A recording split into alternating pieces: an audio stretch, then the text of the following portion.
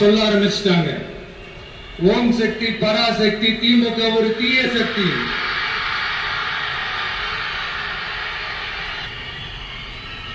அதனால இந்த தமிழ்நாடு இன்னொன்னு வேற ஒண்ணு சொல்றாங்க. அது என்னடா, தமிழ்நாட்டு அணி டெல்லி அணியா? கிரிக்கெட்ல கூட தமிழ்நாட்டு அணியை டெல்லி அணியால தொட்டு கூட பார்க்க முடியாது.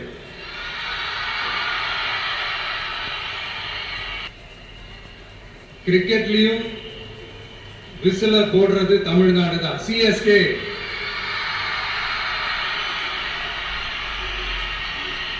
வரப்போற எலெக்ஷன்லயும் விசில போட போறது நம்ம டிவிகே தான்.